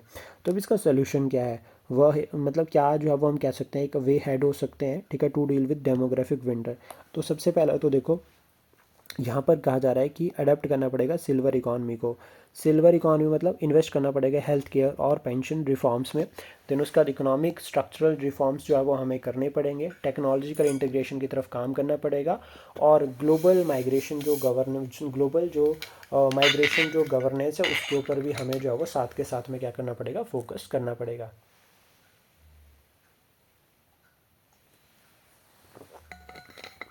प्लस साथ में हम यहाँ पर और पॉइंट्स भी लिख सकते हैं कि जैसे अभी हम देख रहे हैं कि इंडिया में भी ये फेज़ जो है वो आ सकती है, तो इंडिया को पहले से ही इसको लेकर जो है वो हेल्थ केयर इंफ्रास्ट्रक्चर के ऊपर भी लगातार जो है फोकस करना पड़ेगा। फिर उसके बाद है रिस्पॉन्सिबल नेशंस इंडेक्स। रिसेंटली अगर हम बात करें तो इंडिया ऑलमोस्ट कह सकते हैं कि India recently launch the responsible nation index, ठीक है, जिसमें हमने क्या किया है, प्रायोरिटाइज़ किया है एथिकल गवर्नेंस और global responsibility over mayor economic strength. तो ये जो इंडेक्स है रिस्पॉन्सिबल नेशन इंडेक्स, ये कौन डेवलप करता है, world intellectual foundation with JNU IIT Mumbai, इन दोनों के साथ मिलके। और ऑलमोस्ट इस इंडेक्स में 154 कंट्रीज़ को जो है वो यहाँ पर जो है वो एक तरह से ग्लोबल जो इंडेक्स है, ये ग्लोबल इंडेक्स इवेलुएट करता है 15154 कंट्रीज़ ऑन रिस्पॉन्सिबिलिटी। तो यहाँ पर ऑलमोस्ट 58 इंडिकेटर्स है। तो यहाँ पर जिसने टॉप किया है वो है सिंगापुर, सेकंड नंबर पर है स्विट्ज़रलैंड, थर्ड पर है डेनमार्क। और इंडिया का रैंक जो है वो 16 है और US का रैंक 66 है, चाइना का 68। मतलब इन दोनों से तो अपन लोग जो है वो आगे हैं। तो सिंपल इस तरह से ध्यान रखना। देन उसके बाद कमचत्का पेनिनसुला, देखो पहले यहाँ पर क्या हुआ था, अर्थक्वेक आया था, फिर यहाँ पर वॉल्केनिक इरप्शन हुआ था, वॉल्केनिक इरप्शन के यहाँ पर अभी स्नोफॉल हुआ है। तो मतलब ये रीजन जो है वो ऑलमोस्ट आप देख सकते हैं कि सरप्राइज़ एक से एक जो है यहाँ पर आपको मिल रहे हैं। तो ये रीजन, ये वाला जो रीजन है ध्यान रखना। तो ये जो कोरिल आइलैंड है it is also a part of this region. Far east में रीजन में है। तो एक तरफ क्या है, सीओस्टोक है और दूसरी तरफ क्या है, बेरिंग सी। और यहाँ पर बेरिंग स्ट्रेट भी आती है जो कनेक्ट करती है रशिया को यूएसए के साथ, क्या अगर हम बात करें जो अमेरिकन कॉन्टिनेंट है वहाँ पर। अब ये जो कमचत्का रीजन है, ठीक है, ये फार ईस्टर्न रीजन में जो है वो लोकेटेड है रशियन फेडरेशन के। तो आपको ध्यान रखना है यहाँ पर एक कमचत्का रिवर भी है। कुरिल आइलैंड की अगर हम बात करें तो जापान कहता है कि ये मेरा टेरिटरी का पार्ट है, मेरा इसके ऊपर कंट्रोल है, बट लेकिन इसको कौन मैनेज करता है, रशिया। काजीरंगा नेशनल पार्क के बारे में बात करते हैं। तो अभी यहाँ पर काजीरंगा एलिवेटेड कॉरिडोर प्रोजेक्ट जो हमारे प्रधानमंत्री जी ने जो है उसका फाउंडेशन स्टोन रखा, जहाँ पर इंश्योर टारगेट किया गया है, मैंने इसको डिज़ाइन भी इसीलिए किया गया है कि इंश्योर करना है safe wild life movement across the Kaziranga national park. तो काजीरंगा नेशनल पार्क ब्रह्मपुत्र नदी के ऊपर है। पहला पॉइंट तो ये हो गया। यह कहाँ पर है, करबी या मीकिर हिल्स ऑफ आसाम, यहाँ पर ये है। ध्यान रखना है कि ये नेशनल पार्क भी है, टाइगर रिजर्व भी है, इंपॉर्टेंट बर्ड एरिया भी है और यूनेस्को वर्ल्ड हेरिटेज साइट भी है। 1985 में इसको डिक्लेयर किया गया था। अब यहाँ पर आपको एक पॉइंट और ध्यान रखना है कि हमारे यहाँ पर 44 यूनेस्को वर्ल्ड हेरिटेज साइट्स अभी है। और सबसे ज़्यादा कौन सी स्टेट में है, तो ये आप हमें कमेंट बॉक्स में बता सकते हैं। ये जो रीजन है ये माइग्रेटरी बर्ड के लिए भी फेमस है, ठीक है, पहला पॉइंट। और दूसरा यहाँ पर जो बायोडाइवर्सिटी है उसमें tiger, elephant, swamp deer, wild buffalo और काजीरंगा जो है वो वन हॉर्न रिहानो के लिए भी फेमस है। तो यहाँ पर वन हॉर्न रिहानो की सबसे ज़्यादा पॉपुलेशन जो है वो देखी जाती है। Then one state one product, ये इंडियन रेलवे ने शुरू किया है, एक्सपैंड किया है उन्होंने ओवर द 2000 रेलवे स्टेशन। यहाँ पर फिर एम्पावर कर रहे हैं 1.32 lakh artisans as of Jan 2026। तो मतलब Indian railway also promoting like one kind of investment, ठीक है, जिससे क्या होगा, लाइवलीहुड अपॉर्चुनिटीज़ बेहतर लोगों को मिलेगी। तो ये जो ऑलमोस्ट ये जो वन स्टेशन वन जो प्रोडक्ट जो ये इनिशिएटिव है ये 2022 में शुरू किया गया था, एक तरह से इनकरेज करने के लिए कि इंडिजीनियस और जो स्पेशल प्रोडक्ट्स हैं उनको प्रमोट किया जाए, जैसे आगरा का पेठा, ठीक है, या इस तरह के कुछ इनिशिएटिव जो प्रमोट हो रहे हैं, ठीक है। तो इनको जो है वो आगे चलकर जो है वो यहाँ पर रेलवे भी जो टारगेट कर रही है किस तरह के जो प्रोडक्ट्स हैं उनको बढ़ाया जाए, ताकि यहाँ से लोगों के पास रोज़गार भी जाए और जो रीजनल जो मतलब जो प्रोडक्ट जिस जगह के लिए फेमस है ना, फिर वो उस जगह में ही ना रहे, उसकी पहचान पूरे नेशन में, पूरे वर्ल्ड वाइड बने। तो मिनिस्ट्री ऑफ रेलवे का ये इनिशिएटिव, तो ये किसका पार्ट है, वोकल फॉर लोकल का, जिसको हम आत्मनिर्भर भारत विजन के साथ भी लिंक कर सकते हैं। और आत्मनिर्भर भारत हमें कब तक बनना है, 2047 तक। देन उसके बाद नेक्स्ट अगर हम यहाँ पे बात करें तो वो है मोनरियो डॉक्ट्रिन। ये जो डॉक्ट्रिन है ना, ये अभी न्यूज़ में आ गया है, क्योंकि जिस तरह से डोनाल्ड ट्रंप के पॉलिसीज़ जो वो अभी इस टाइम पे हम देख रहे हैं, तो उसकी वजह से ये न्यूज़ में है। तो ये जो डॉक्ट्रिन है ये 200 साल पहले था, अभी दोबारा से जो है वो न्यूज़ में आया है 200 साल बाद। तो ये डॉक्ट्रिन है वो 1823 में यूएस के जो प्रेसिडेंट थे जेम्स मोनरे, उन्होंने शुरू किया था। तो ये उस टाइम पर यूनाइटेड स्टेट्स की पॉलिसी का पार्ट था, जिसमें यूएस ने जो टारगेट रखा था वो ये था कि यूएस का डोमिनेशन एक तो एस्टेब्लिश हो, और जो अपने आसपास की जो सिक्योरिटी है उसमें US dominance and security in the surrounding reason. तो ये जो है वो डॉक्ट्रिन है। और यहाँ पर 3 पिलर्स जो है वो रखे गए थे इस डॉक्ट्रिन के अंदर। तो सबसे पहला नॉन कॉलोनाइजेशन, कि कोई भी यूरोपियन पावर जो है वो not established new colony in America, ठीक है। नॉन इंटरवेंशन, यूरोप जो है वो नॉन इंटरवेंशन की पॉलिसी लेकर चलेगा अमेरिकन स्टेट्स में, ठीक है। यूएस नॉन इंटरफेरेंस, ठीक है। यूएस भी जो है वो ऑलमोस्ट ध्यान रखना है कि जो यूरोपियन वॉर्स और जो कॉलोनीज है उसमें मीडिएट या उसमें पार्टिसिपेट नहीं करेगा। तो ऑलमोस्ट ये जो डॉक्ट्रिन है अभी दोबारा से जो है वो रिवाइव हो जाता है एक तरह से, और हम इसको एक तरह से फिर ग्रे वॉरफेयर के साथ भी जो है वो लिंक कर सकते हैं। देन उसके बाद स्टील स्टैग की अगर हम बात करें तो ministry of science and technology ने अभी रेकमेंड किया है यूज़ ऑफ स्टील स्टैग, ठीक है, based technology for the sustainable road constructions particular in the hilly terrains. तो ये हिली टेरेंस यानी कि जैसे हिमाचल प्रदेश में रोड कंस्ट्रक्शन की बात करते हैं तो लैंडस्लाइड्स सबसे बड़ा कारण है, जो इंफ्रास्ट्रक्चर डेवलपमेंट हो रही है जिसकी वजह से अगर हम बात करें तो 90 डिग्री में ऑलमोस्ट पहाड़ों को कट कर दिया गया है। तो ये स्टील स्टैग अगर यूज़ किया जाता है तो एक बेहतर ऑप्शन जो है वो यहाँ पर ये भी माना जा रहा है। तो जो मिनिस्ट्री ऑफ टेक्नोलॉजी और जो मिनिस्ट्रीज़ जो टेक्नोलॉजी डेवलपमेंट बोर्ड है, उन्होंने जो है वो एग्रीमेंट भी साइन किया है फॉर कमर्शियल रोल आउट, जिसको क्या कहा जा रहा है, इको फिक्स। प्लस साथ में आपको ध्यान रखना है कि जो स्टील स्टैग होता है ना, वो क्या होता है, एक सॉलिड वेस्ट होता है जो जनरेट हो रहा है in the process of steel making, ठीक है। ये किससे बना होता है? Oxide of calcium, iron, silicon, magnesium and some other element. तो इसकी जो प्रॉपर्टीज़ है वो एक तरह से जो वो स्ट्रेंथ पॉजिंग है, ड्यूरेबिलिटी है, प्लस साथ में कोरेजन रेजिस्टेंस है। मतलब इसकी एक सिंपल एप्लीकेशन रहती है कि जैसे कंस्ट्रक्शन मटेरियल के फॉर्म में इसको यूज़ किया जा सकता है, ठीक है, कंक्रीट और सीमेंट एप्लीकेशन की तरह, प्लस साथ में रोड कंस्ट्रक्शन के लिए काफ़ी हेल्पफुल है, काफ़ी सपोर्टिव है, मतलब काफ़ी जो है वो मजबूती प्रोवाइड करेगा। कुंभलगढ़ वाइल्ड लाइफ सेंचुरी, तो फर्स्ट ऑफ ऑल तो यू नीड टू क्लियरली कि ये जो है वो कुंभलगढ़ वाइल्ड लाइफ सेंचुरी है कहाँ। तो याद रखना कुंभलगढ़ राजस्थान में है, गढ़ मतलब गढ़ राजस्थान, सिंपली ऐसे याद कर सकते हैं। और ministry of environment, forest and climate change ने अभी जो वो नोटिफिकेशन इशू किया, उन्होंने कहा है कि Kumbhalgarh wild life sanctuary as an eco sensitive zone, मतलब पूरा जो है वो डिक्लेयर किया है। तो that's why it is in news and it is also very very important. जो इको सेंसिटिव जोन है वो एक नोटिफाइड एरिया होते हैं जिनको किसके अंदर नोटिफाई किया जाता है? Environmental protection act 1986। ये जो एक्ट का ईयर है ये भी काफ़ी बार जो अब एग्ज़ाम में पूछा गया है। और कौन किसने बनाया था? सेंट्रल गवर्नमेंट ने। और ये क्या है? एक ट्रांजिशन जोन है ताकि जो बफर जो कोर एरिया है उसको प्रोटेक्ट कर सके। और जनरली अगर हम बात करें तो जो कोर एरिया है उसके अराउंड का 10 किलोमीटर का जो एरिया है उसको जो है वो इको सेंसिटिव जोन जो है वो डिक्लेयर किया जाता है। और कुंभलगढ़ वाइल्ड लाइफ सेंचुरी याद रखना 1971 में बनी है और ये कहाँ पर है? राजस्थान में। और ये अरावली हिल का पार्ट है, तो इसलिए भी इंपॉर्टेंट है। अरावली हिल्स में जो हाईएस्ट पीक है उसका नाम आप हमें कमेंट बॉक्स में बता सकते हैं। तो ये जो वाइल्ड लाइफ सेंचुरी है कुंभलगढ़ रेंज का पार्ट है, ठीक है, सदरी रेंज, और यहाँ पर दी सूरी रेंज भी लिंक करती है और बखोड़ा रेंज भी। तो ये सिंपल जो है वो छोटी छोटी रेंज है जो कि अरावली हिल्स का ही पार्ट है, बट लेकिन राजस्थान में इनके अलग अलग नेम्स हैं। देन उसके बाद वाइल्ड लाइफ अगर हम बात करें यहाँ पे तो लेपर्ड, यहाँ पर आपको जंगल कैट, इंडियन पेंगोलिन, ठीक है, ब्लू बुल, प्लस साथ में यहाँ पर आपको जो है वो चिनकारा भी देखने को मिलेगा। ड्राई डेसिडियस वेजिटेशन यहाँ पर है, प्लस साथ में आपको यहाँ पर जो डोक के फॉरेस्ट है, ठीक है, या फिर अगर हम बात करें खैर यहाँ पर देखने को मिलेगा। फिर उसके बाद नेक्स्ट अगर हम बात करें तो वो है डिएगो गार्सिया।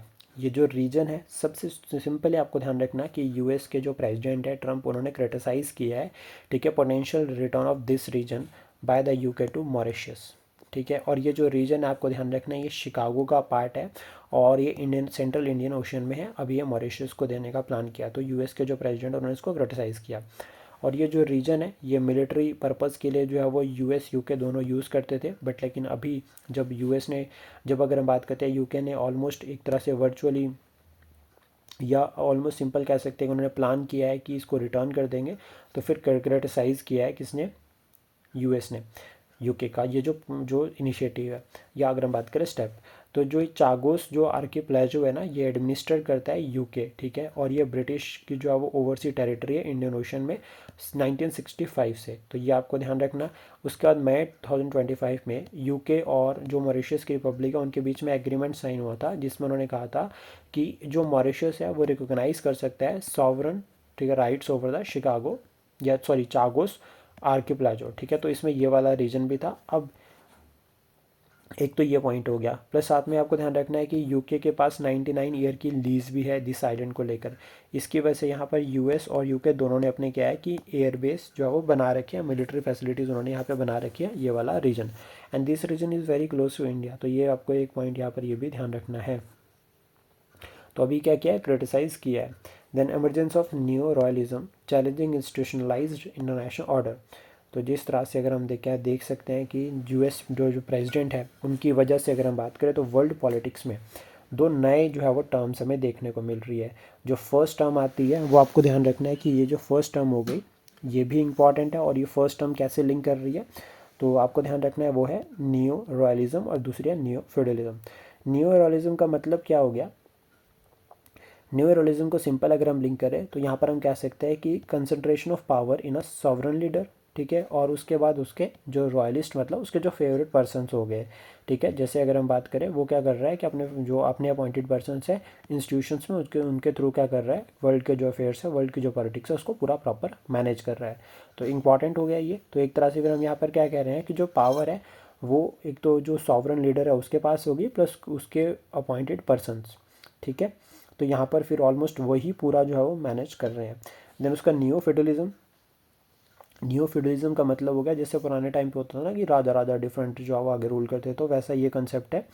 जिसमें हम ये कह सकते हैं कि जो प्राइवेट एक्टर्स हैं वो बहुत इंपॉर्टेंट रोल प्ले करते हैं। जैसे अगर हम देखते हैं कि टेक जाइंट्स हो गए, ठीक है, वो क्या कर रहे हैं, जैसे स्टारलिंक हो गया, सोशल मीडिया के अदर प्लेटफॉर्म हो गए, तो वो क्या कर रहे हैं, इन्फ्लुएंस कर रहे हैं पॉलिटिक्स को, वॉर और पीस। तो it is also similar like to like new feudalism. तो ये भी क्या है, एक फ्यूडलिज्म का एक कंसेप्ट है।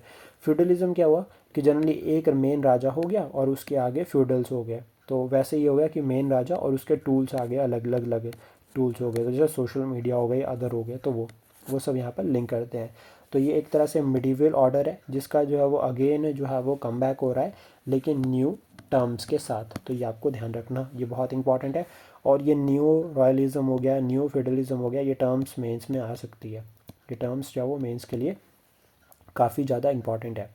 फिर उसके बाद यहाँ पर एमर्जिंग चैलेंजेस कौन से हैं, तो सबसे पहले तो अगर हम बात करें कि यहाँ से जो रूल बेस्ड इंटरनेशनल जो ऑर्डर है उसका फिर इरोजन हो जाएगा, ठीक है। वेपनाइजेशन हो सकती है इकोनॉमिक टूल्स की, जैसे कि अगर हम बात करें टैरिफ वॉर हो गया, या सैंक्शंस हो गए, या मार्केट एक्सेस हो गई, या फिर एक तरह से इनवर्ड लुकिंग अप्रोच में यहाँ पे देखी जा सकती है। तो जो स्टेट इंस्टीट्यूशंस है उसको ये कमज़ोर करेगा, और प्राइवेट प्लेयर्स जो है वो, या प्राइवेट जो पावर्स है उनका यहाँ पर राइज होगा। देन उसके बाद वर्ल्ड इकोनॉमिक फोरम ने अनाउंस किया है 5 new fourth industrial revolution centres globally. तो इसमें से जो है वो अगर हम बात करें, आंध्र प्रदेश को जो है वो वन ऑफ सेंटर जो है वो सिलेक्ट किया गया है, और ये इंडिया का थर्ड है। इससे पहले मुंबई और तेलंगाना जो वो ऑलरेडी इसका पार्ट है।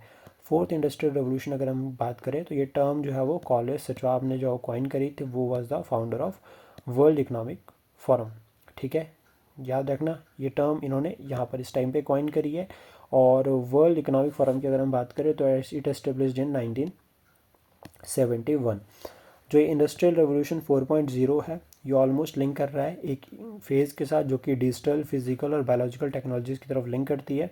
तो यहाँ पर एआई, रोबोटिक्स, इंटरनेशनल जो इंटरनेट ऑफ थिंग्स जिसको आईओटी भी कहते हैं, क्वांटम कंप्यूटिंग, ये सभी इंक्लूड होती है। तो ऑलमोस्ट जो 4 स्टेजेस है अभी तक इंडस्ट्रियल रेवोल्यूशन की, तो फोर्थ में हम क्या बात कर रहे हैं, साइबर और फिजिकल सिस्टम की बात कर रहे हैं। थर्ड में हमने कंप्यूटर और ऑटोमेशन की बात करी थी। सेकंड में अगर हम बात करें तो mass production, assembly line, electricity की बात करी थी। फर्स्ट में अगर हम बात करें तो एक तरह से मशीन के ऊपर फोकस किया था, वाटर पावर के ऊपर और स्टीम पावर के ऊपर। तो ऑलमोस्ट इंडस्ट्रियल रेवोल्यूशन के को जो है वो एक तरह से बाकी सभी जो रेवोल्यूशन हुए उसका जो है वो मदर भी कहा जाता है। सिग्निफिकेंस क्या है, तो इससे इकोनॉमिक ग्रोथ होगी, प्रोडक्टिविटी बढ़ेगी, सप्लाई चेन जो है रिसाइलेंस वो इम्प्रूव होंगे, इंक्लूसिव डेवलपमेंट पोटेंशियल रहेगा, ठीक है। तो डेवलपिंग कंट्रीज़ लाइक इंडिया उसके लिए एक अपॉर्चुनिटी है। प्लस साथ में एनवायरमेंटल सस्टेनेबिलिटी होगी। ह्यूमन कैपिटल जो है वो यहाँ पर जो है वो एक सेंट्रल जो है फिगर है। जैसे अगर हम बात करें ऑलमोस्ट जैसे फिजिकल लेबर से स्किल्स की तरफ फोकस होगा, इनोवेशन की तरफ फोकस होगा, लाइफ लॉन्ग लर्निंग की तरफ फोकस होगा। चैलेंजेस भी रेज होते हैं, जैसे टेक्नोलॉजिकल गैप हो गया, वर्क लाइफ डिस्ट्रक्शन हो सकती है, जैसे एआई की वजह से बहुत ज़्यादा लोग जो वो अनएम्प्लॉयड हो रहे हैं। सिक्योरिटी और साइबर रिसलेंस हो सकता है, जैसे कि साइबर अटैक हो गया, मतलब most of the countries now vulnerable to cyber attack. Even recently अगर हम बात करें तो पाकिस्तान ने भी इंडिया के ऊपर साइबर अटैक करने की कोशिश करी है। एनवायरमेंटल इफेक्ट भी है। इवन जो टेक्नोलॉजिकल डेवलपमेंट, या फिर अगर हम बात करें इंफ्रास्ट्रक्चर डेवलपमेंट, इकोनॉमिक ग्रोथ और डेवलपमेंट आज के टाइम में हम कर रहे हैं, तो उसका एनवायरमेंट के ऊपर एक नेगेटिव इम्पैक्ट भी पड़ रहा है। तो ये भी एक जो है वो समस्या हमारे पास अगर हम बात करें अभी जो है वो बनती जा रही है। फिर उसके बाद हम बात करते हैं रिसेंटली हमारे जो प्रेसिडेंट है, उन्होंने अभी ट्रिब्यूट पे किया है वीर सुरेंद्र साई की बर्थ एनिवर्सरी पर। 1809 में इनका बर्थ हुआ था और 1884 में इनकी डेथ हुई थी। तो इनका बर्थ जो है वो उड़ीसा में हुआ था, ठीक है, याद रखना, संबलपुर टाउन में। और ये फ्रीडम फाइटर और एक ट्राइबल लीडर है जिनका रोल बहुत इंपॉर्टेंट रहता है specially in the freedom struggle. तो इन्होंने ब्रिटिश सरकार के अगेंस्ट जो फाइट करी थी। और शुरुआत कब से करी थी इन्होंने, 18 साल की एज के थे जब 1827 में। गुरिल्ला वॉरफेयर में एक्सपर्ट थे और वही टेक्निक को जो है उन्होंने फॉलो किया था अगेंस्ट द ब्रिटिशर्स। अब हुआ क्या था कि डॉक्ट्रिन ऑफ लैप्स के अंडर जो ये संबलपुर है इसको जो है वो 1849 में ब्रिटिशर्स ने अनेक्स कर लिया। तो उसके बाद इन्होंने क्या किया कि जो सुरेंद्र साई है इनको डिनाई कर दिया कि ये जो है वो हायर नहीं बनेंगे। तो यहाँ पर अगर हम बात करें कि 1857 की जब रिवोल्ट हुआ था तो उस टाइम पे साई जो है वो रिटर्न हुए थे संबलपुर को, और उन्होंने री लॉन्च किया था rebellion against the British government. तो ज़मींदार हो गए या फिर अगर हम बात करें जो लोकल लीडर्स हो गए, उन्होंने सपोर्ट किया था। इनकी जो वैल्यूज़ अगर हम बात करें जो हमारे लिए आज भी इंपॉर्टेंट है, तो उसमें करेज, वेलोर और पेट्रोटिज्म, तो ये तीनों ही हमारे लिए आज बहुत इंपॉर्टेंट है। और ये पीआईबी में मेंशन है। तो इस तरह के जो करंट अफेयर है वो एग्ज़ाम में पूछा भी जा सकता है। देन उसके बाद नेक्स्ट अगर हम बात करें तो दिल्ली डिक्लेरेशन 2026, ये जो डिक्लेरेशन है ये लिंक करती है election commissions, specially global election जो मैनेजमेंट बॉडीज़ है उनकी मीटिंग, जिसमें जो 5 जो पिलर्स है इसके ऊपर फोकस किया गया था to safeguard democratic integrity. तो यहाँ पे जो प्योरिटी ऑफ इलेक्शन रोल के ऊपर काम किया गया, कंडक्ट ऑफ इलेक्शंस के ऊपर काम किया गया, रिसर्च और पब्लिकेशंस के ऊपर काम किया गया, टेक्नोलॉजी की तरफ यहाँ पे फोकस किया गया और ट्रेनिंग और कैपेसिटी बिल्डिंग की तरफ। अब इसको होस्ट किसने किया है? इंडिया ने। तो ये भी आपको सिंपल जो है वो इस तरह से ध्यान रखना, न्यू दिल्ली में जो है वो इसको जो इंडिया ने होस्ट किया था। तो फिर ये किसके साथ लिंक करते हैं? Delhi declaration of 2026। तो ये किसके साथ है? International conference on democracy and election management 2026 के साथ लिंक करता है। और इलेक्शन कमीशन ऑफ इंडिया का याद रखना, आर्टिकल 324 से लेकर 329 तक जो है वो मैंशनड है। Election commission of India election करवाते हैं प्रेसिडेंट के, वाइस प्रेसिडेंट के, एमपी के और एमएलए के। नेक्स्ट अगर हम बात करें तो ASC अर्जुन, जो कि एक ह्यूमनॉइड रोबोट है, अभी इसको डिप्लॉय किया गया है Visakhapatnam railway station in Andhra Pradesh. तो फिर ये क्या करेगा? एनहांस करेगा पैसेंजर सेफ्टी, सिक्योरिटी और service delivery by assisting RPF personnels. अब इसमें यहाँ क्या काम है इनका कि ये face recognition system, AI based crowd monitoring और real time alert to railway protection force and control room, तो वो सभी जो है वो प्रोवाइड करेगा। मतलब क्या है, एक तरह से जो ट्रैफिक है अगर हम बात करते हैं, या फिर अगर हम बात करते हैं पैसेंजर्स लाइक जो जितने आ रहे हैं, प्रॉपर मॉनिटरिंग के लिए हेल्प करेगा। तो ये एक तरह से क्या है कि automated public announcement in English, Hindi, Telugu इस सभी में करेगा। तो इससे क्या होगा कि ये हेल्प कर रहा है पैसेंजर्स को गाइड करने के लिए और इम्प्रूव कर रहा है awareness related to safety and security matters. हमारे जो प्रधानमंत्री जी है उन्होंने जो PM स्वनिधि स्कीम जो लॉन्च करी थी 2020 में, अभी उसमें अगर हम बात करें तो क्रेडिट कार्ड भी प्रोवाइड कर दिया है स्ट्रीट वेंडर्स को, जिसकी लिमिट रहेगी 30,000 रुपये। तो यहाँ पर आपको ध्यान रखना है कि जो ये स्कीम है इसकी शुरुआत 2020 में की थी। ये एक सेंट्रल सेक्टर स्कीम है और इसको जॉइंटली जो है वो लॉन्च किया था minister of housing and urban affair plus साथ में एंड डेवलपमेंट और department of financial services. Pumped hydro storage, यहाँ पर आपको क्या ध्यान रखना है? यहाँ पर आपको ध्यान रखना है कि रिन्यूएबल एनर्जी को प्रमोट कर रहे हैं और इसको लेकर हमने टारगेट किया है कि हम 100 गीगावाट हाइड्रो पम्प्ड स्टोरेज जो है वो लेकर जाएंगे 2047 तक। ठीक है, इससे क्या होगा कि जो रिन्यूएबल एनर्जी सेक्टर है हमारा, उसमें एक जो है वो एक और जो है वो हमारा माइलस्टोन जो है वो अचीव हो जाएगा फिर। तो यहाँ पर हम कह सकते हैं कि एक तो ग्रिड स्टेबिलिटी बनेगी और दूसरा पीक लोड मैनेजमेंट होगी। तो यहाँ पर हम क्या कर रहे हैं कि during period of excess electricity water is pumped from a lower reservoir to an upper reservoir. तो इससे क्या होगा कि जब डिमांड इंक्रीज बढ़ेगी तो स्टोर्ड वाटर जो है वो क्या होगा? Released back through the turbines to generate electricity. तो यहाँ पर क्या है कि हम क्या कर रहे हैं? वाटर को स्टोर भी कर रहे हैं। तो ये इंपॉर्टेंट इनिशिएटिव है और इससे क्या होगा कि हम एक तरह से वाटर जो हमने इलेक्ट्रिसिटी बनाने के लिए एक बार यूज़ किया उसको दोबारा से यूज़ कर सकते हैं। ग्लोबल इन्वेस्टमेंट ट्रेंड मॉनिटर, तो ये ठीक है, सबसे पहले तो ध्यान रखना है कि रिपोर्ट जो है वो United nation convention on trade and development release करते हैं और UNCTAD की अगर हम बात करें तो 1964 में एस्टेब्लिश्ड हुई है। इसका हेडक्वार्टर जेनेवा में है। यूनाइटेड नेशंस के प्रिंसिपल ऑर्गन है जो कि ट्रेड, इन्वेस्टमेंट और डेवलपमेंट के साथ लिंक करती है। तो ये जो रिपोर्ट अभी है ना, इसमें अगर हम बात करें तो उन्होंने कहा है कि इंडिया में FDI सर्ज हुई है बाय 73% टू $47 बिलियन इन 2025। इसका रीज़न क्या है? क्योंकि हम देख रहे हैं कि due to large number of investment in service sector, specially finance, IT, research and development, जिसमें मैन्युफैक्चरिंग और ये सब भी इंक्लूड होता है। प्लस हमें ग्लोबल लेवल पर अगर हम बात करें तो जो FDI है वो पहुंच जाती है $1.6 ट्रिलियन पर इन 2025, 14% इंक्रीज़ यहाँ पर भी देखा गया है। FDI इनफ्लो टू चाइना जो है वो डिक्लाइन हुआ है तीसरे साल में लगातार। तो ये भी इंपॉर्टेंट पॉइंट जो ध्यान रखना है।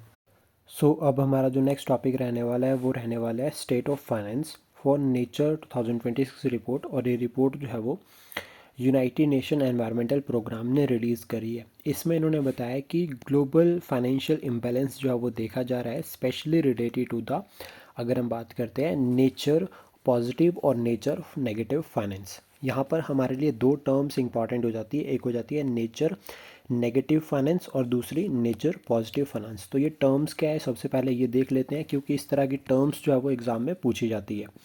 तो सबसे पहले बात करते हैं नेचर पॉजिटिव फाइनेंस के बारे में, जिसमें अगर हम बात करें तो इन्वेस्टमेंट, ऐसी इन्वेस्टमेंट जो कि लिंक कर रही है उन एक्टिविटीज़ के साथ जो प्रमोट कर रही है एनवायरमेंटल कंजर्वेशन, यानी कि एनवायरमेंटल कंजर्वेशन की तरफ जो है वो जो फोकस कर रही है ऐसी इन्वेस्टमेंट।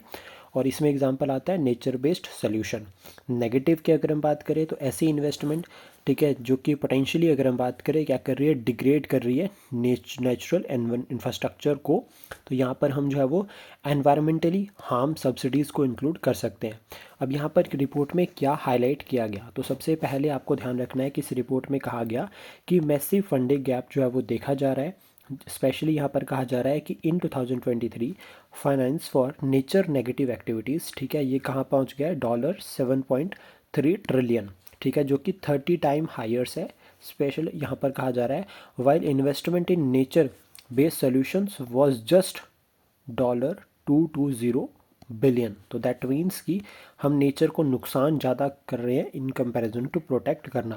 देन उसके बाद पब्लिक प्राइवेट फाइनेंस गैप यहाँ पे देखा जा रहा है। 90% जो नेचर बेस्ड सोल्यूशन फाइनेंस है वो पब्लिक फाइनेंस में है, वाइल प्राइवेट फाइनेंस जो है वो कंसनट्रेटेड इन high impact sector like fossil fuels, ठीक है, हैवी इंडस्ट्री। तो मतलब क्या है कि सरकार सोच रही है वेलफेयर के बारे में, ठीक है, पब्लिक सेक्टर सोच रहा है, प्राइवेट सेक्टर नहीं। इन्वेस्टमेंट नीड यहाँ पर उन्होंने कहा कि हमें ज़रूरत है इन्वेस्टमेंट की। इवन हम यहाँ पर कहें तो ऑलमोस्ट हमें जो है वो $571 बिलियन जो है वो चाहिए बाय 2030, स्पेशली कि इसमें नेचर बेस्ड सोल्यूशन में। देन उसका की रिकमेंडेशन यहाँ पर क्या है कि हमें रीडायरेक्ट करना पड़ेगा कैपिटल फ्लो को, ठीक है, स्पेशली कहाँ से, नेचर जो नेगेटिव एक्टिविटीज़ है वहाँ से पॉजिटिव की तरफ, ताकि हम जो है वो ऑलमोस्ट जो जितनी भी हार्मफुल सब्सिडीज़ है या जो पॉलिसीज़ फंडिंग जहाँ पर जिस रीजन में भी हो रही है जिसका इम्पैक्ट जो है वो, अगर हम बात करें एनवायरनमेंट के ऊपर नेगेटिव पड़ रहा है, तो हम उन सभी को क्या करें, एलिमिनेट करें। देन उसके बाद यहाँ पे नेचर बेस्ड सोल्यूशंस की अगर हम बात करें तो आपको ध्यान रखना है नेचर बेस्ड सोल्यूशन का मतलब क्या हो गया कि अब जब नेचर और जो नेचर में जो पावर है, ठीक है, जो नेचुरल इकोसिस्टम है, हम उसको यूज़ कर रहे हैं सोशल चैलेंजेस को एड्रेस करने के लिए, और उनके थ्रू जो नेचर बेस्ड सोल्यूशंस है उनके थ्रू हम सोशल चैलेंजेस को एलिमिनेट भी कर रहे हैं। हम प्रोटेक्ट कर रहे हैं खुद को, सस्टेनेबली मैनेज कर रहे हैं रिसोर्सेज को, और कोशिश ये भी कर रहे हैं कि साथ साथ में इकोसिस्टम भी मेंटेन रहे। तो यहाँ पर हम क्या कह रहे हैं कि नेचर बेस्ड सोल्यूशंस के थ्रू हम लोगों को भी बेनिफिट दे रहे हैं प्लस साथ में नेचर को भी। तो ऑलमोस्ट अगर हम बात करें इसके कॉमन एग्जांपल रहते हैं जैसे प्रोटेक्ट करना, रिस्टोर करना कोरल रीफ्स को, ठीक है, जो ग्रीनियर सिटीज़ है उनको बिल्ड करना। अब की इनिशिएटिव्स अगर हम बात करें ग्लोबल लेवल पर और इंडिया लेवल पर, कुमिंग मॉन्ट्रियल ग्लोबल बायोडाइवर्सिटी फ्रेमवर्क, ये बहुत इंपॉर्टेंट है, जिसमें टारगेट किया गया था कि 30% जो है वो लैंड एंड सी बाय 2030 हमें प्रोटेक्ट करना है, प्लस साथ में हमने यहाँ पर रखा था $500 बिलियन जो है वो रिडक्शन करेंगे हार्मफुल सब्सिडीज़ का भी, जिनको हमने क्या कहा, नेगेटिव एक तरह से, या फिर अगर हम बात करें ऑलमोस्ट इनको हमने लिंक किया एक तरह से उन सब्सिडीज़ के साथ जिनका इम्पैक्ट जो है वो एनवायरनमेंट के ऊपर क्या पड़ता है, नेगेटिव जो है वो पड़ता है। देन उसके बाद यहाँ पे आपको ध्यान रखना है दूसरा ग्लोबल लेवल पर जो इनिशिएटिव आता है वो आता है task force on nature related finance disclosures. तो यहाँ पर अगर हम बात करें तो ये एक पूरा प्रॉपर फ्रेमवर्क है for businesses to report and act on nature related risk and impact. Then उसके बाद इंडिया लेवल पर अगर हम बात करें तो मिस्टी स्कीम हमने शुरू करी है, जिसमें मैंग्रोव इनिशिएटिव है ये हमारा कि मैंग्रोव्स को कंजर्व भी कर रहे हैं, प्लस साथ में जो कोस्टल कम्युनिटीज़ है उनकी इनकम को भी बढ़ा रहे हैं। तो मैंग्रोव प्लांटेशन को अगर हम प्रमोट करेंगे कोस्ट लाइन की तरफ, तो इससे क्या होगा कि एक तो वहाँ पर लाइवलीहुड अपॉर्चुनिटीज़ बनेगी, coastal communities specially security point of view से अगर हम बात करें अगेंस्ट द साइक्लोन्स, तो एक नेचुरल डिफेंस की तरह काम करता है करते हैं मैंग्रोव्स, तो उसमें भी हेल्प मिलेगी। देन उसके बाद अमृत धरोहर इनिशिएटिव, जिसमें हमने जो है वो रामसर साइट्स का जो है एक्सपेंशन और कंजर्वेशन की बात करी है through community participation. Then next अगर हम बात करें तो यूनाइटेड नेशन सिक्योरिटी काउंसिल में रिफॉर्म करने की बात करी है G4 नेशन ने, और G4 नेशंस ने यहाँ पर फिर एक मॉडल भी जो प्रपोज किया है। तो G4 नेशंस की अगर हम बात करें तो उन्होंने जो है वो अभी अगर हम बात करें रिस्ट्रक्चर करने की बात की है नेशनल सिक्योरिटी काउंसिल को, national security United Nations security council को जो है वो यहाँ पर क्या है UNSC को यहाँ पर इन्होंने क्या किया है एक तरह से ऑलमोस्ट अगर हम बात करें तो रीस्ट्रक्चर करने की बात की है। तो G4 नेशंस में सबसे पहले ध्यान रखना है इंडिया, ब्राज़ील, जर्मनी, जापान। तो ये सभी कंट्रीज़ जो है वो चारों की चारों ये एक दूसरे की जो मतलब लाइक परमानेंट सीट के लिए जो डिमांड है ना उसको सपोर्ट करते हैं, काउंटर नहीं करते, सपोर्ट करते हैं। तो यहाँ पर यूएनएससी के बारे में आपको ध्यान रखना है कि इसमें जो है वो यूएनएससी एक जो है वो established by United nation charter on, और ये साथ में ध्यान रखना है कि यूनाइटेड नेशंस के जो वन ऑफ सिक्स जो है वो मेन जो ऑर्गेनाइजेशन है उसमें से एक है। अब यहाँ पे इनका जो मेन टारगेट रहता है वो रहता है कि इंटरनेशनल पीस और सिक्योरिटी को मेंटेन करके रखना। अब इसमें से ही जो है वो यूएस की अगर हम बात करें और रशिया की अगर हम बात करें तो दो ऐसी कंट्रीज़ है जो कि इस टाइम पे वॉर जोन में है, मतलब वॉर जो है वो किसी ना कंट्री उनके साथ है। जैसे यूएस की अगर हम बात करें तो उन्होंने वेनेजुएला के जो प्रेसिडेंट है उनको उठा लिया था, जो रशिया है वो यूक्रेन के साथ अभी लड़ाई लड़ रहा है। तो दैट मीन्स कि इवन जो यूएसए है वो ग्रे वॉरफेयर जोन में है, और वो टेरिफ वॉर्स या अदर किसी वे के थ्रू जो है वो मतलब किसी ना किसी कंट्री के साथ जो है वो अभी इस टाइम पे देखें तो कन्फ्लिक्ट में है। देन उसके बाद मेंबर्स की अगर हम बात करें यहाँ पे स्ट्रक्चर की बात करते हैं तो यूएनएसी में टोटल 15 मेंबर होते हैं, ठीक है। हर पर्सन के पास एक वोट है। इसमें परमानेंट 5 और 10 नॉन परमानेंट है। तो परमानेंट 5 में यूएसए, यूके, फ्रांस, चाइना और रशिया, इनके पास वीटो पावर होती है, ये परमानेंट है। जो 10 नॉन परमानेंट है वो 2 साल के लिए जो है वो इलेक्ट होते हैं और इमीडिएटली जो है वो री इलेक्शन के लिए एलिजिबल नहीं होते हैं। भारत भी इसके इलेक्ट हुआ था 2021-22 में, आपको ध्यान रखना है। और अभी पाकिस्तान यहाँ पर जो है वो जो ये नॉन परमानेंट 10 मेंबर्स है इसमें है। अब यहाँ पे की रिफॉर्म्स जो प्रपोज़ किए हैं G4 कंट्रीज़ ने, ये बहुत इंपॉर्टेंट रहेगा, वेरी वेरी इंपॉर्टेंट। तो आपको ध्यान रखना है कि सबसे पहले तो उन्होंने कहा कि काउंसिल का एक्सपेंशन करो, 25 और 26 सीटें जो है वो यहाँ पर तकरीबन होनी चाहिए, जिसमें 6 जो है वो न्यू परमानेंट मेंबर होने चाहिए, यानी कि टोटल 11 जो है वो यहाँ पर मेंबर्स होने चाहिए नॉन परमानेंट, और जो परमानेंट मेंबर्स जो है वो 11 होने चाहिए, प्लस साथ में नॉन परमानेंट जो मेंबर्स है वो 14 या 15 होने चाहिए। प्लस साथ में इन्होंने कहा कि जो रीजनल जो डिस्ट्रीब्यूशन है सीट्स का वो भी न्यू परमानेंट मेंबर्स के लिए कैसा हो सकता है, जैसे 2 अफ्रीकन मेंबर स्टेट्स में से लेकर आओ, 2 मेंबर्स जो है वो एशिया पैसिफिक मेंबर्स में से लेकर आओ, एक जो है वो लेटिन अमेरिकन और कैरेबियन जो मेंबर्स है वहाँ से होना चाहिए, एक जो है वो वेस्टर्न यूरोप या अदर जो मेंबर स्टेट है वहाँ से होना चाहिए। अब क्यों ज़रूरत है अगर हम बात करें यूनाइटेड नेशन सिक्योरिटी काउंसिल में भी रिफॉर्म्स की, तो सबसे पहले ध्यान रखना है कि ये जो स्ट्रक्चर है अभी आउटडेटेड हो चुका है, 1945 में बन रखा है, और अभी ऑलमोस्ट आप देखोगे तो उस टाइम पे तो जस्ट ये था कि कोई थर्ड वर्ल्ड वॉर ना हो, इसलिए जो है वो यहाँ पर जो हम कह सकते हैं सिंपल उस टाइम बना दिया। बट लेकिन अभी शिफ्ट हो गए हैं, उसके बाद कोल्ड वॉर हो गया, वियतनाम वॉर हो गया, टेरिफ वॉर हो गया, तो अभी नए चैलेंजेस आ रहे हैं, तो स्ट्रक्चर भी अब नए होने चाहिए। तो जो पुराने हैं उसमें हमें रिफॉर्म्स करने पड़ेंगे। देन उसका वेटो डेडलॉक एक सबसे बड़ा कंसर्न जो है वो रेज होता है। देन उसके बाद अंडर रिप्रेजेंटेशन यहाँ पर है, फाइनेंशियल डिपेंडेंस ऑलमोस्ट अगर हम बात करें तो यूएस के ऊपर बहुत ज़्यादा यहाँ पर है। देन उसके बाद बात करते हैं नेताजी सुभाष चंद्र बोस जी के बारे में। 23 जनवरी को अगर हम बात करें तो इनकी बर्थ एनिवर्सरी, और इस बार अगर हम बात करें तो 129th जो है वो बर्थ एनिवर्सरी जो है वो इस साल मनाई गई। तो हमारे जो प्रेसिडेंट है, हमारे जो प्राइम मिनिस्टर है, उन्होंने ट्रिब्यूट पे किया। नेताजी सुभाष चंद्र बोस की अगर हम बात करें तो आपको ध्यान रखना है कि एक नेशनलिस्ट लीडर, फ्रीडम फाइटर्स जिन्होंने कंप्लीट इंडिपेंडेंस को एडवोकेट किया, तो मोस्ट इंपॉर्टेंट पॉइंट। और एक तरह से अगर हम बात करें तो एंटी ब्रिटिश एक्टिविटीज़ में इनका role specially in the last phase बहुत इंपॉर्टेंट रहता है। आपको ध्यान रखना है कि 1938 और 39 में 2 सेशंस हुए थे, ठीक है, हरिपुरा और त्रिपुरी। इसमें जो है वो सुभाष चंद्र बोस जो है वो इंडियन नेशनल कांग्रेस के जो प्रेसिडेंट इलेक्ट हुए थे। इवन 1939 में तो इन्होंने रिज़ाइन किया था, जिसको त्रिपुरी क्राइसिस भी कहा जाता है। फिर उसके बाद इन्होंने फॉरवर्ड ब्लॉक भी एस्टेब्लिश किया था। और याद रखना है कि ही रोट इनका एक तो ये फॉरवर्ड ब्लॉक इन्होंने बनाया था, और दूसरा याद रखना CR दास जी का एक पेपर था फॉरवर्ड, जिसके लिए जो है वो ये जो है वो एक तरह से जो है वो एडिटोरियल लिखते थे, ठीक है। और इसमें इन्होंने इंडिपेंडेंस की काफ़ी बात की थी। आपको ध्यान रखना है कि हाउस अरेस्ट इनको किया गया था 1941 में, और उसके बाद स्किप कर जाते हैं और कहाँ पहुँच जाता है, जर्मनी, फिर उसका जापान ड्यूरिंग वर्ल्ड वॉर 2। आपको ध्यान रखना है कि इन्होंने इंडियन नेशनल आर्मी को रिऑर्गेनाइज़ किया था, और बनाया किसने था, मोहन सिंह ने। तो ये भी इंपॉर्टेंट पॉइंट है कि Mohan Singh was the personality जिसने जो है वो इंडियन नेशनल आर्मी को बनाया था, और रीऑर्गेनाइज किसने किया था, सुभाष चंद्र बोस जी ने। फिर उसके बाद आपको ध्यान रखना है आज़ाद हिंद फौज, ठीक है, और 1943 सिंपल इस तरह से लिंक कर सकते हैं रीऑर्गेनाइज। और इसके बाद अगर हम बात करें तो इंडिया में एंट्री करी थी, ठीक है, और कहाँ से, नॉर्थ ईस्ट इंडिया से, बर्मा वाली साइड से। प्रोविंशियल गवर्नमेंट भी इन्होंने इस्टेब्लिश करी थी for free India and Imphal, ठीक है, मणिपुर में। साथ में इन्होंने अगर हम बात करें तो एंटी ब्रिटिश जो मूवमेंट्स है उनको मोबालाइज़ किया था। प्लस साथ में आपको ध्यान रखना है आज के टाइम पे इनकी वैल्यूज़ की, तो पैट्रोटिज्म, करेज, लीडरशिप, सेक्रीफाइस, डिटर्मिनेशन, ये पॉइंट्स आप जो है वो मेंस के लिए याद कर सकते हैं, लिखने के लिए काम आएंगे। देन उसके बाद नेक्स्ट अगर हम बात करें तो बोर्ड ऑफ पीस बहुत ज़्यादा इंपॉर्टेंट रहेगा। यहाँ से हमें पता लगता है कि वी आर फ्रीली, ठीक है, मतलब एक फ्री इंडिपेंडेंट कंट्री है जो कि अपने नेशनल इंटरेस्ट के अकॉर्डिंग जो है वो किसी भी कंट्री से बातचीत कर सकते हैं। तो बोर्ड ऑफ पीस में यूएस के जो प्रेसिडेंट है उन्होंने भारत को भी इनवाइट किया था, बट हम यहाँ पर नहीं गए, हम यहाँ पर रहे एब्सेंट। अब बोर्ड ऑफ पीस है क्या, तो ऑलमोस्ट आपको ध्यान रखना है कि बोर्ड ऑफ पीस की अगर हम बात करें तो एक इंटरनेशनल ऑर्गेनाइजेशन है, या फिर अगर हम बात कर सकते हैं कि एक ट्रांजिशनल गवर्निंग बॉडी है, जिसका मेन काम क्या है कि जो भी पोस्ट कॉन्फ्लिक्ट ट्रांजिशंस है specially in the Gaza region उसको सॉर्ट आउट करना। तो यहाँ पर अभी जब ये बोर्ड ऑफ पीस मीटिंग थी ना, तो इसमें 19 कंट्रीज़ गई थी, जिसमें Argentina, Canada, Egypt, Saudi Arabia, Turkey, कुछ ये मेंबर्स थे।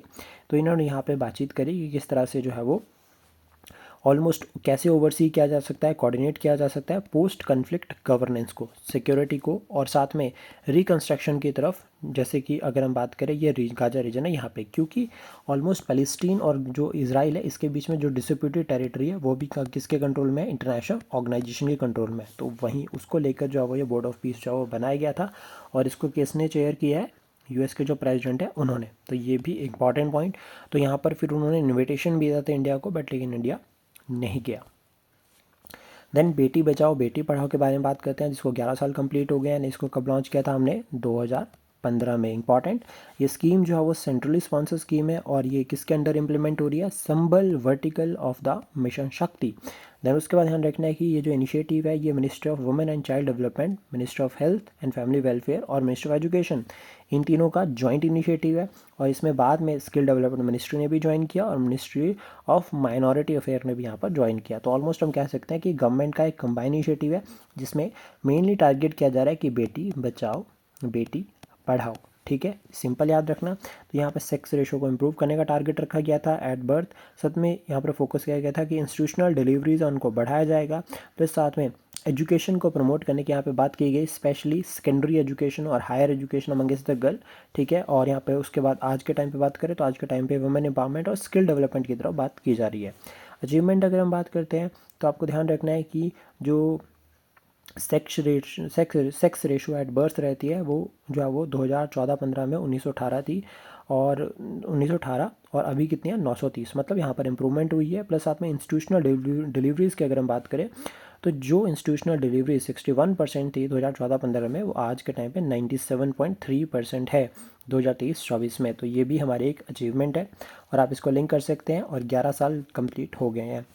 देन नेक्स्ट है नेटो, बहुत ज़्यादा इंपॉर्टेंट रहेगी। अभी थोड़े टाइम पहले नेटो वर्सेस जो है वो नेटो चला हुआ था, तो यूएस ने 10% जो है वो टैक्स लगाया, टैरिफ लगाया था, ठीक है, 8 यूरोपियन कंट्रीज़ की तरफ, जिसमें फ्रांस, जर्मनी और यूके भी इन्वॉल्व था। क्यों, क्योंकि इन्होंने यूएस के अगेंस्ट ट्रूप्स भेजे थे ग्रीनलैंड में, जब ग्रीनलैंड को लेकर जो बातचीत हो रही थी डेनमार्क और यूएस के बीच में। तो फिर यूएस के जो प्रेसिडेंट उन्होंने क्या किया, 10% टैरिफ लगा दिया। तो उसके बाद अभी इन्होंने क्या किया है, टैरिफ को विड्रॉ कर लिया है, और यहाँ से फिर नेटो का जो फ्रेमवर्क है वो न्यूज़ में आ जाता है। तो सबसे पहले नेटो की बात करें तो 1949 में बन रखी है। कई बार ना एब्रीवेशन भी आ जाती है पेपर में, तो याद रखना नॉर्थ अटलांटिक ट्रीटी ऑर्गेनाइजेशन। और ये नॉर्थ अटलांटिक ट्रीटी एक जो है वाशिंगटन ट्रीटी भी इसको कहा जाता है। इसका हेडक्वार्टर ब्रुसेल बेल्जियम में है। एक तरह से ये मिलिट्री और पॉलिटिकल अलाइंस है। यहाँ पर जो है वो आपको ध्यान रखना है कि 32 मेंबर्स है, यूरोप की और नॉर्थ अमेरिका की, और स्वीडन जो है वो लेटेस्ट मेंबर बना है 32nd। अब यहाँ पे एक मेन टारगेट क्या है, मेन टारगेट आपको लिंक करना है एक आर्टिकल 5 के साथ, जिसमें ये कहा गया है कि अगर जैसे मान लीजिए स्वीडन पर अगर कोई अटैक कर देता है तो फिर वो सभी कंट्रीज़ पर अटैक है, मतलब कॉमन डिफेंस सिस्टम। और नेटो प्लस भी है, जिसमें जो है वो जापान को भी इंक्लूड किया जाता है अलग से। तो ये भी आपको ध्यान रखना। देन उसका प्रधानमंत्री ग्राम सड़क योजना की बात करते हैं, तो अभी जो इसकी 4th स्टेज है उसमें अगर हम बात करें तो 10,000 किलोमीटर के रोड जो है वो सैंक्शन किए गए हैं। ये जो स्कीम है ये दिसंबर 2000 में लॉन्च करी थी। किसके अंडर आती है, ministry of rural development, centrally sponsor scheme है। तो यहाँ पर फोकस किया गया कि ऑल वेदर कनेक्टिविटी को प्रमोट किया जाएगा, specially in the rural areas. तो इससे क्या होगा कि इंफ्रास्ट्रक्चर इंप्रूवमेंट होगी, तो पॉवर्टी को एलिमिनेट करेंगे स्ट्रेटजी वाइज। ठीक है, प्लस साथ में अगर कंस्ट्रक्शन अच्छी रहती है, इंफ्रास्ट्रक्चर अच्छा रहता है, तो एजुकेशन अच्छी होगी। ठीक है, डिज़ास्टर के टाइम पे या अदर कोई भी जो चैलेंज रहता है उसमें एक रोड कनेक्टिविटी सबसे बेहतर ऑप्शन जो है फिर हो सकता है। तो फेज़ 1 2000 में थी, जिसमें टारगेट रखा था यूनिवर्सल एक्सेस ठीक है। और प्लस साथ में यहाँ पर टारगेट किया गया था कि विलेज जो मार्केट जो है वो उनको लिंक करेंगे। सेकंड फेज़ में अपग्रेडेशन की बात की थी। थर्ड फेज़ में अगर हम बात करें तो कनेक्टिविटी को इम्प्रूव करने की बात की गई थी। स्पेशली लिंक किया था इसको सोशल इकोनॉमिक इंस्टीट्यूशंस के साथ, यानी कि स्कूल्स, यानी कि हर स्कूल तक जो है वो क्या होगा, रोड होगा। देन उसके बाद सेकंड जो फोर्थ स्टेज आती है वो 2024 से लेकर 2029 तक के बीच में है, जिसमें जो अनकनेक्टेड जो हैबिटेशंस है उनको जो है वो यहाँ पे कनेक्ट किया जाएगा मेन रोड के साथ। तो ये अब टारगेट यहाँ पे रखा गया है। फिर उसका नेक्स्ट है अटल पेंशन योजना। अटल पेंशन योजना की अगर हम बात करें तो इसको जो है वो कंटिन्यू कर दिया गया है टिल 2030-21 तक। इसको लॉन्च किया गया था मई 2015 में, 9 मई 2015 में इसको लॉन्च किया गया था। ये एक तरह से यूनिवर्सल सिक्योरिटी सिस्टम है जो कि सबके लिए अप्लाई होता है, ठीक है, specially of the poor, underprivileged and the workers in the unorganise sectors. तो यहाँ पर अगर हम बात करें कोई भी सिटीजन जो कि 18 से 40 के बीच का है वो यहाँ पर इसको अप्लाई कर सकता है, प्लस जो जो क्या है इनकम टैक्स नहीं पे कर रहा है। सेंट्रली स्पॉन्सर या सेंट्रली सेक्टर स्कीम ये है। यहाँ पर अगर हम बात करें इस स्कीम का एक फीचर है कि जो जिसके पास अटल पेंशन योजना है में जो अप्लाई है, ठीक है, उसको जो मिनिमम पेंशन जो है वो दी जा सकती है 1000 से लेकर 5000 के बीच में आफ्टर 60 ईयर्स। तो ये आपको पॉइंट ध्यान रखना है। तो यहाँ पर अगर हम बात करें तो 8.66 करोड़ जो है वो सब्सक्राइबर्स अभी तक जो है वो इस स्कीम में एनरोल हो चुके हैं। और एक तरह से ये जो स्कीम है एक तरह से कॉर्नर स्टोन की तरह काम कर रही है, specially for India's inclusive social security framework. तो ये भी इंपॉर्टेंट है। देन उसके बाद सुकन्या समृद्धि योजना के बारे में बात करते हैं। तो फर्स्ट ऑफ ऑल तो आपको ध्यान रखना है कि 11 साल कंप्लीट हो गए हैं और ये किसके अंडर आती है, बेटी बचाओ बेटी पढ़ाओ, जिसको भी 11 साल कंप्लीट हो गए। सुकन्या समृद्धि योजना की जो शुरुआत है वो जनवरी 2015 में हुई थी बेटी बचाओ बेटी पढ़ाओ के अंदर। तो यहाँ पे जो है वो वेलफेयर ऑफ गर्ल प्रमोट करने की बात की जा रही है, प्लस साथ में लॉन्ग टर्म सेविंग जो है वो कॉर्पस यहाँ पे प्रोवाइड किया जा रहा है for education and future needs. तो यहाँ पर एलिजिबिलिटी का आपको ध्यान रखना है कि गर्ल जो है वो 10 साल से कम की है वो इसके लिए एलिजिबल है, और उसके बिहाफ पे उसके पेरेंट्स जो है वो क्या कर सकते हैं, इस अकाउंट को बना सकते हैं, इस योजना का पार्ट बन सकते हैं। प्लस साथ में मैक्सिमम 2 गर्ल्स के लिए जो है वो गर्ल चिल्ड्रन के जो अकाउंट जो ओपन किया जा सकता है। तो यहाँ पर एनुअल डिपॉजिट जो है वो ₹2050 से लेकर अगर हम बात करें 1.5 लाख तक रह सकता है 15 साल के लिए। और ये अकाउंट अगर हम बात करें ऑपरेट गार्डियंस कर सकते हैं on behalf of girl till 18 years. तो ये भी ध्यान रखना है। मेच्योरिटी और विड्रॉल अगर हम बात करें तो 21 साल के बाद है। तो यहाँ पे 50% विड्रॉल किया जा सकता है for education after the 18 years allowed, मतलब 18 साल होने के बाद। तो ये भी इंपॉर्टेंट है। तो इससे क्या होगा कि एजुकेशन और अदर जो भी नेचर जो भी नीड्स रहती है, ठीक है, रिलेटेड टू एजुकेशन या कोई और अदर, तो फिर जो है वो ये पैसा यूज़ किया जा सकता है। देन उसके बाद नेक्स्ट टॉपिक है Indira Gandhi prize for piece disarmament and development 2025 के लिए अगर हम बात करें तो ये मिला है मोजाम्बिक। आपको याद रखना एक एक्टिविस्ट है, ह्यूमन राइट एक्टिविस्ट, जिनका नाम है ठीक है ग्राका मेचल, ठीक है, याद रखना। इंदिरा गांधी पीस प्राइज़ की अगर हम बात करें तो 1985 में शुरुआत हुई थी, और इसको कौन एडमिनिस्टर करता है, Indira Gandhi memorial trust. Annually ये अवार्ड जो वो दिया जाता है, ठीक है, इर्रेस्पेक्टिव ऑफ नेशनलिटी। तो ये ध्यान रखना। तो मेन क्या क्या चाहिए होता है, क्या कंडीशंस होती है कि इंटरनेशनल पीस और डिसआर्ममेंट को प्रमोट करना चाहिए, सिक्योर करना चाहिए सोशल एंड इकोनॉमिक कॉपरेशन को, इंश्योर क्या होना चाहिए साइंस और नॉलेज, मॉडर्न नॉलेज की तरफ, और साथ में जो स्कोप ऑफ फ्रीडम है और ह्यूमन जो स्पिरिट है उसको एनरिच और प्रमोट किया होना चाहिए। आई होप जो कंटेंट जो इन्फॉर्मेशन हमने शेयर करी है ये आपको एग्जाम के लिए हेल्प करेगी। Thank you, please support share and subscribe daily fact.